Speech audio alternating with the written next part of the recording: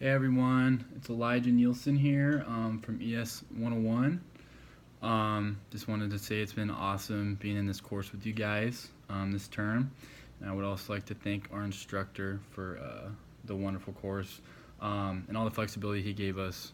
I know there's definitely uh, some turmoil as far as sickness and whatnot, and so he definitely gave us a lot of breaks, and I'm super thankful for that. Um, so yeah, that was my introduction. Now I will kind of talk to you, obviously, about my final presentation, the creative project that I completed.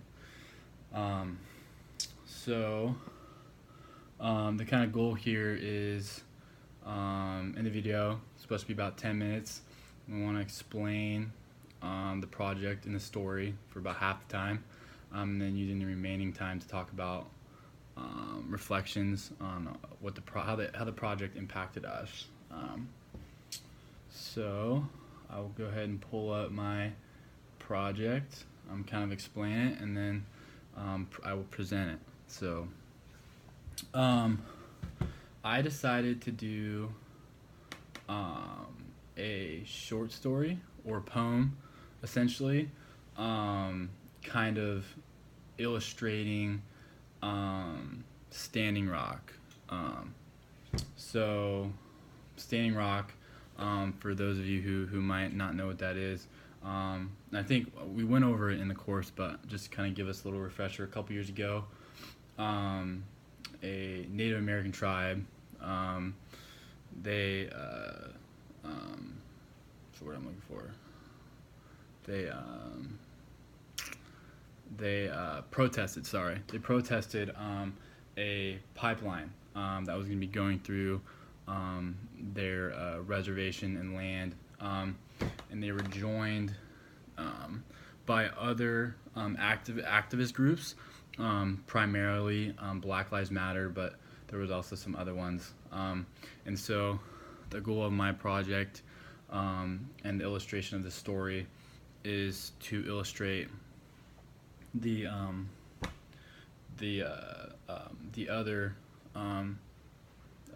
just types of people that came together alongside Standing Rock to protest this pipeline. I'll go ahead and read that for you guys, and then we can reflect. So, stance at Standing Rock. There once were three young boys playing on a reservation. The first boy was of red complexion. The second boy had a dark complexion. And the third boy was very unique by being a mix of all different kinds of complexions. The three boys played together in perfect harmony. This was a very special and important thing. This day, in the main village of the reservation, the three boys were trying to figure out where they wanted to go off to play. The first boy, being the most familiar with the land, knew of a very special place the boys could go to play. This place was the sacred burial grounds of the first boy's people. The first boy knew exactly where it was also. He has been taken there countless times by his elders. The other two boys loved this idea, so off the three boys went. It didn't take the boys super long to get there, but it was a trek. Upon their arrival, the first boy's mood changed. His joy turned into confusion. They saw what they thought were big beasts with big machines. These beasts are similar to what the first boy has heard his elders tell a story about with similar machines. As the three boys approached, some of the beasts noticed them and approached the boys in turn. The first boy was ahead of the others. These beasts pushed him down. Shocked, but the first boy instantly jumped right up. This made the other two boys step up to the first boy's defense, as he is defending his home. The beasts also pushed the other two boys down. They they too, the other two boys, got right back up immediately like the first boy. And so that concludes my short story slash poem, illustrating the events at Standing Rock and the protests. So kind of like obviously illustrated throughout this story, three boys, one of red complexion, so the Native American that represents Native Americans.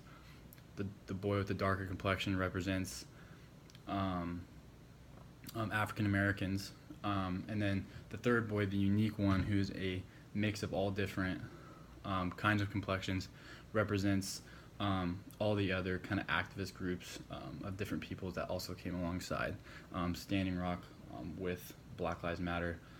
And obviously the reservation is Standing Rock.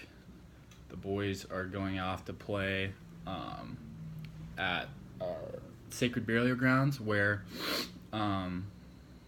the work was being done that for the pipeline, the access pipeline, to be, a ground was being broken on these burial grounds to put it in, and those protesting at Standing Rock stood up there and were assaulted for it. So this story in turn represents that members of Standing Rock, Native Americans, Black Lives Matter, African Americans, and other ethnic groups and groups supporting Standing Rock, all stepping up to the beasts with the machines, the workers and the police, the people who were kind of defending the workers who were breaking ground on these burial grounds. And the protesters at Standing Rock were sprayed with tear gas. And so that's kind of just what the illustration of this story is illustrating. It means a lot to me, this event. I am Native American myself, Cherokee on both sides of my mom's side, and my heritage of that means a lot to me. And so I followed this event very closely when it happened. When it comes to Native American rights, I'm all for that. That's, being Native American and knowing the history of my people and what has happened to them because from the U.S. government is very dark, and it's very sad to me, and it's so important that we remember that. And sometimes that history gets clouded kind of by the government, and it's perceived very differently than what it actually happened in schools. And I've learned about that also through education courses here at OSU. But that is just a big reason why it shows to pick this event, is to just help illustrate what Native Americans have gone through, and what they continue to go through even now on these lands that they were forced to be on. And then now it's like they've been there for years, from when they were put there by the U.S. government. They were forced off of the homes that they established themselves at. They were moved from there, and now the lands that they were moved to, they now that they have been there now for centuries, and now the government thinks that it can decide what gets put on to that land, no matter, they don't. It's like, the government didn't think about the fact that running this pipeline that's gonna flow oil under these rivers on this reservation that is the supply of water for these people, and the fact that those pipelines could affect the drinking water of so many lives just is mind-blowing to me. And it's something that at that time was put out there. It was major, and this event was, I feel like, a very special mark in progress for Native American rights. And I'm sure events like this will happen again, and I'll be right there in support. This project was awesome. It like I said, it hits my heart every time, and it is so important to me. Thank you so much for listening. I enjoyed the course, and yeah, thank you very much.